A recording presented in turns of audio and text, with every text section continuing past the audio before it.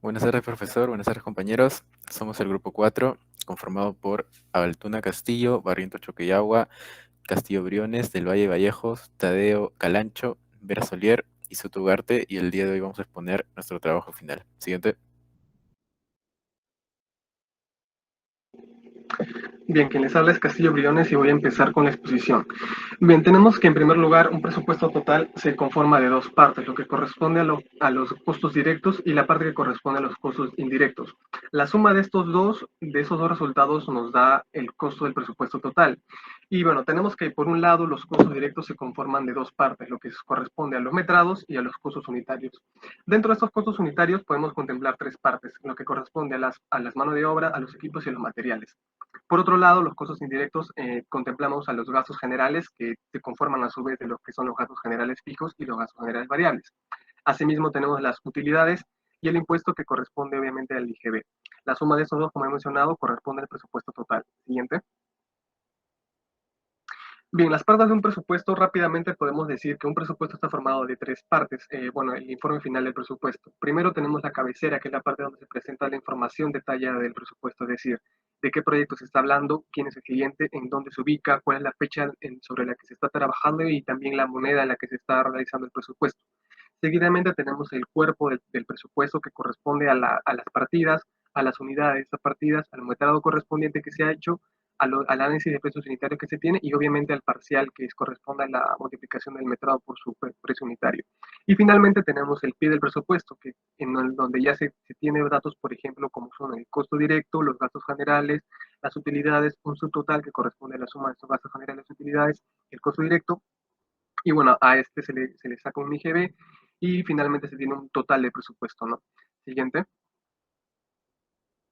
Bien, tenemos que las formas de ejecución generalmente se tienen que son dos, una que son por administración directa y otra que son por contrata. Nosotros hemos trabajado con la típica que es la que se trabaja por contrata, en el que pide presupuesto se consta con un costo directo, gastos generales, utilidades y se corresponde también con el IGB. Es decir, este presupuesto se trabaja con precios que no contemplan el IGB porque este se calcula al final cuando se está trabajando el pie del presupuesto. Siguiente.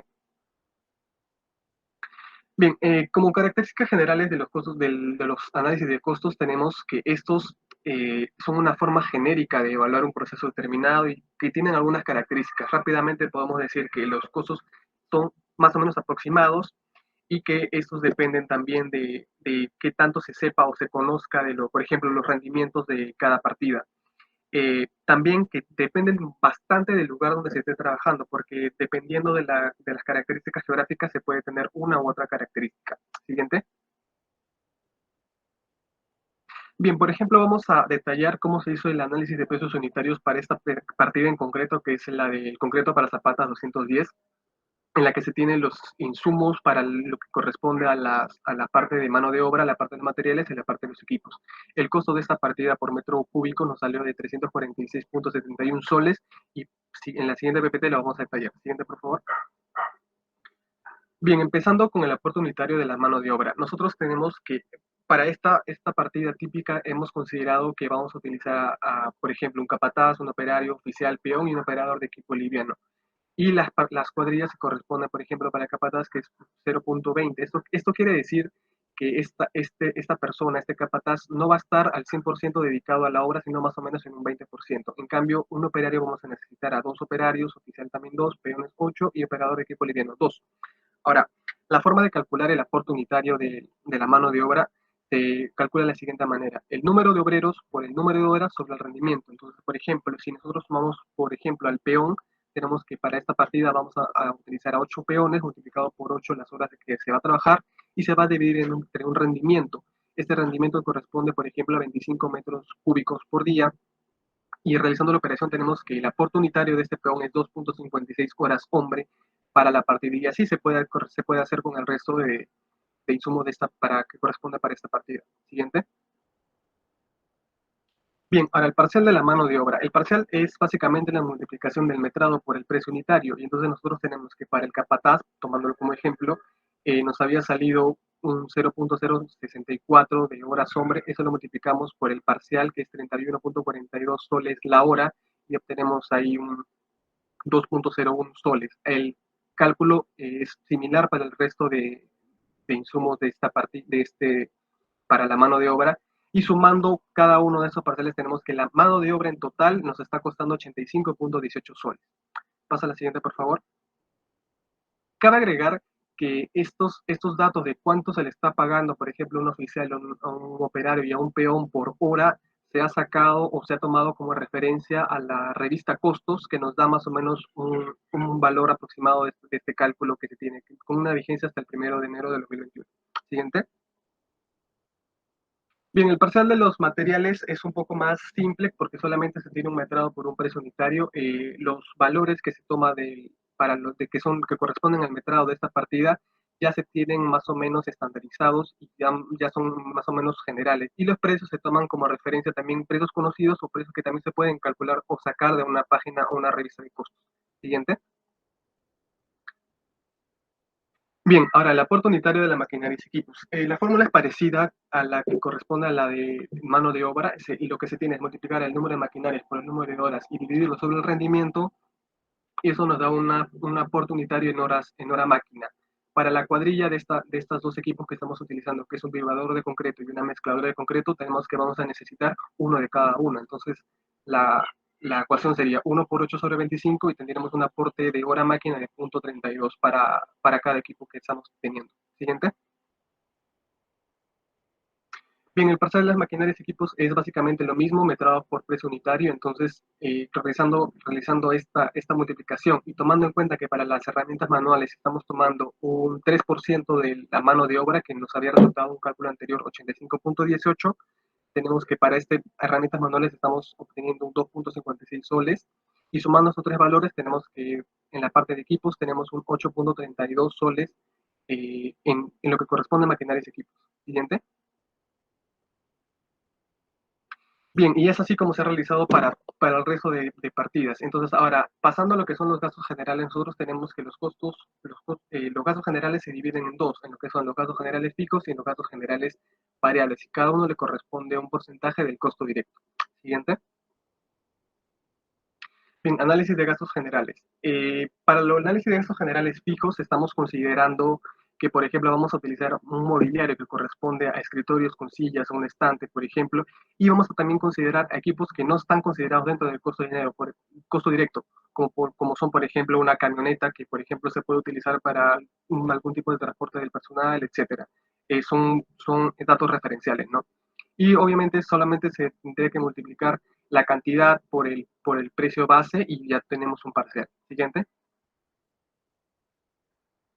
Bien, entonces sumando los gastos generales que teníamos de 600 más 500 más 1500, tenemos un total de, que en gastos generales estamos gastando un total de 2600 soles, y si dividimos este valor entre todo el total que nos ha salido del costo directo, que para todo el análisis que hemos realizado nos salía 172.417 soles, punto 03, dividiendo este gasto general sobre el costo directo, tenemos que la incidencia es de 1.508% en lo que corresponde a los gastos generales fijos. Siguiente. Bien, asimismo se hace con los gastos generales variables, en la que estamos considerando en lo que corresponde a personal profesional y auxiliar, estamos considerando un residente, por ejemplo, también podemos mencionar a un chofer en lo que es personal técnico, o también un almacenero. Lo mismo se multiplica la cantidad de personal por su porcentaje de participación, que para estos casos en todos corresponde al 100%, y por el sueldo que se le está asignando, ¿no? Siguiente.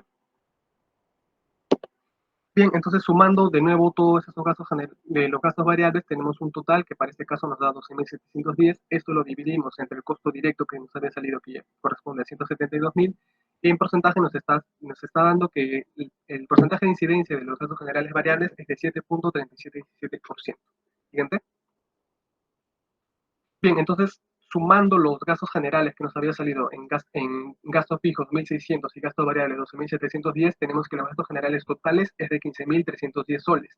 Y si lo expresamos en porcentajes, sería el resultado de sumar 1.508% más 7.3717%, y tenemos que en total nos está saliendo un 8.88% del costo directo, que es la que representan los gastos generales. Siguiente. Bien, entonces finalmente tenemos el costo directo que nos había resultado 172.342.08, los gastos generales que era un 8.88% que corresponde a 15.310. Estamos considerando utilidades del 10% que corresponde a 17.274.80 soles y esto nos resulta un subtotal de 204.892.82 soles. Considerando también que ese subtotal estamos aplicando un IGB del 18%, tenemos que al final el total de presupuesto nos está dando 241.773.53 soles. Siguiente. Ahora le doy paso a mi compañero. Bien, continuando con la exposición, ahora vamos a hablar acerca de lo que es la reserva de contingencia. Quien les habla es Vera Solier. Básicamente, la reserva de contingencia es un presupuesto que se destina a los riesgos que se identifican y que se encuentran dentro de nuestro proyecto. Esto va a ser parte de lo que es el coste base de nuestro presupuesto, o costo directo, y puede cubrir lo que es la actividad específica dentro del proyecto. Siguiente. Tenemos que diferenciar también entre reserva de contingencia y reserva de gestión. Por un lado, si bien ambas son necesarias para un proyecto dentro de su presupuesto, una, que es la reserva de contingencia, se encarga más que nada de riesgos que sí pueden ser identificados antes de que se lleve a cabo el proyecto. Por otro lado, la reserva de gestión son para riesgos que no son esperados, son riesgos desconocidos, riesgos que no han sido cuantificados, pero que de todas maneras pueden estar presentes a la hora de desarrollar nuestro proyecto. Otra diferencia básica es que la reserva de contingencia forma parte de la línea base del plazo, o sea, del costo directo. En cambio, la reserva de gestión se calcula de maneras separadas. Siguiente. Bien, aquí vemos básicamente cómo se cuantifican las contingencias, es decir, los riesgos. Se nos pidió identificar 3 riesgos, nosotros hemos identificado 5 riesgos. ¿Y cuáles son los riesgos en este caso? La variación que pueden, mejor dicho, la variación de situaciones o eventos que se pueden dar a lo largo de nuestro proyecto. En este caso, en cuanto a mercado de servicios profesionales, bueno, esto puede variar su precio, al igual que el mercado de materiales de construcción, igual que el costo de mano de obra. Por otro lado, puede existir una entrega tardía de materiales y de equipos, y también puede existir daños en los materiales. Ahora, todos estos riesgos se tienen que asociar a las diferentes partidas que nosotros tengamos en nuestro presupuesto. Si bien es cierto, aquí tenemos las partidas que se nos asignaron con sus respectivos precios parciales, lo que se tiene que hacer ahora es designar qué riesgo es asociado a cada partida. Por ejemplo, para muro de contención puede existir un riesgo porque los precios dentro del mercado de servicio profesional cambien, suban o bajen, del mismo modo que los precios dentro del mercado de los materiales de la construcción varíe, que el costo de la mano de obra también varíe, que la entrega de los materiales se vea afectada por algún tipo de evento y que los materiales que nosotros recibamos para nuestra obra pues sean dañados, ¿no? En este caso, pues estos riesgos estarían asociados a esta partida específica de muro de contención, y lo mismo se hace para todas las demás partidas, ¿no? Siguiente. Bien, una vez que nosotros tenemos identificado todos nuestros riesgos en cada partida, es decir, a cada partida qué riesgo se le asigna, pues tenemos que dar una probabilidad de ocurrencia para estos riesgos. Ahora, la probabilidad de ocurrencia se determina dependiendo de cada empresa, de acuerdo a la experiencia o preferiblemente a datos estadísticos, ¿no? Por ejemplo, en este caso vemos que el mercado de servicios profesionales que varíe su precio está asociado a una probabilidad de ocurrencia del 20%. Del mismo modo, para los demás riesgos se encuentra lo que es la probabilidad de ocurrencia en cada caso. Ahora, una vez que tenemos la probabilidad de ocurrencia, tenemos que saber qué consecuencias puede traer esto. Ahora, estas consecuencias van a ser de 3 tipos: de tipo favorable, de tipo desfavorable o que no haya ninguna consecuencia. Ahora, lo de que no haya ninguna consecuencia es un caso completamente utópico, es un caso teórico. Esto quiere decir que no vamos a tener ninguna contingencia, que todo nuestro presupuesto está bien calculado y que no vamos a tener ningún riesgo durante nuestro proyecto, que esto básicamente nunca sucede. En ese caso, lo más conveniente es calcular cuáles son las consecuencias favorables y desfavorables. Ahora, con favorable, ¿a qué se refiere? Que dentro de estas contingencias que tú has calculado, dentro de este 20% de probabilidad de que ocurra el riesgo de que varíen los precios dentro del mercado de servicios profesionales, existe un 2% de que la contingencia que tú has calculado, o sea, el costo extra que estás calculando, en realidad no se vaya a gastar, sino que se vaya a ahorrar. Del mismo modo, existe un caso desfavorable del 8% que dentro de esta probabilidad del 20% de que varíen los precios dentro del mercado de servicios profesionales, el costo extra que tú estás calculando para cubrir esa contingencia, en realidad sí se va a gastar, ¿no? Por eso es un caso desfavorable. Del mismo modo con todos los demás riesgos. Siguiente. Bien, y luego lo único que se hace es multiplicar el valor de la partida, el costo de la partida, en este caso de muros de contención, que está valorizado en 90.299.18 soles. Esto debemos multiplicarlo por cada riesgo que hemos identificado en la partida. En este caso, esta partida de muro de contención está asociado a estos 5 riesgos, cada riesgo con su consecuencia favorable y desfavorable. Entonces multiplicamos este valor por esta consecuencia.